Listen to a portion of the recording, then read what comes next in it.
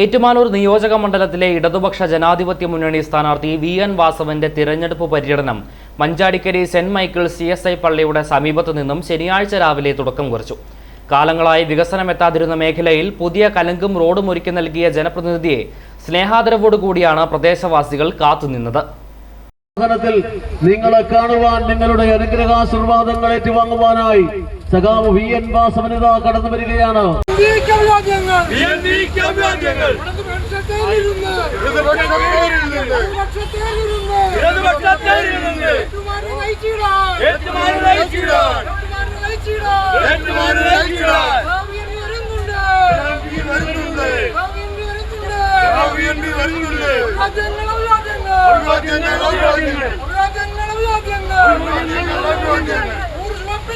CPI സംസ്ഥാന council അംഗം advocate VB Binu നിയോജക മണ്ഡലം പര്യടനത്തിന്റെ ഉദ്ഘാടനം നിർവഹിച്ചു.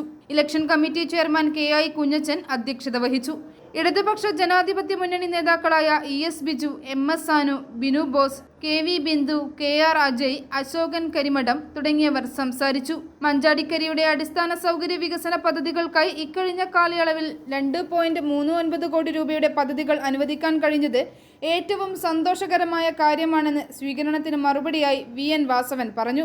അതേപോലെ മറ്റു ക്ഷേമ പ്രവർത്തനങ്ങളായിരുന്നാലും എല്ലാം നമുക്ക് ഏറ്റവും ആശ്വാസകരമായ സാഹചര്യം സംരക്ഷിച്ചുകൊണ്ട് ഗവൺമെന്റ് നടപ്പാക്കുകയാണ്. ഇതിന്റെ ഭാഗമായി ഏറ്റുമാനൂർ നിയോജകമണ്ഡലത്തിലും അന്ന് പറഞ്ഞ കാര്യങ്ങളെല്ലാം നടപ്പാക്കാൻ വേണ്ടി പരിശ്രമിച്ചു. 4200 കോടി രൂപയുടെ വികസന പ്രവർത്തനങ്ങൾ ഈ മണ്ഡലത്തിൽ നടപ്പാക്കുകയുണ്ടായി.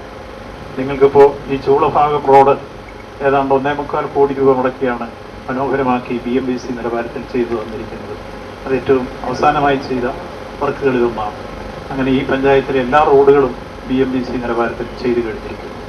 തുടർന്ന് നിങ്ങൾ ഉന്നയിച്ചിട്ടുള്ള പ്രശ്നങ്ങൾ ഉൾപ്പെടെ ഭാവി മണ്ഡലത്തിൻ്റെ വികസന വിഷയങ്ങൾ ഒന്നൊന്നായി പരിഹരിക്കാൻ നിങ്ങളുടെ സഹകരണത്തോടെ എൻ്റെ എളിയ കഴിവുകൾ ഭാവിയിൽ വിനിയോഗിക്കും. അതിൻ്റെ അടിസ്ഥാനത്തിൽ ഒരിക്കൽ കൂടി ഈ നിയോജകമണ്ഡലത്തെ പ്രതിനിധാനം ചെയ്യാൻ നിങ്ങളുടെ വിലയേറിയ സമ്മതിദാനാവകാശം എൻ്റെ തെരഞ്ഞെടുപ്പ് ചിഹ്നമായി അരിവാൾ ചുറ്റിയ നക്ഷത്രത്തെ രേഖപ്പെടുത്തി എന്നെ വിജയിപ്പിക്കണമെന്ന് നിങ്ങളുടെ രാഷ്ട്രീയ പ്രവർത്തകരോട് വിനയപൂർവ്വം അഭ്യർത്ഥിക്കുന്നു.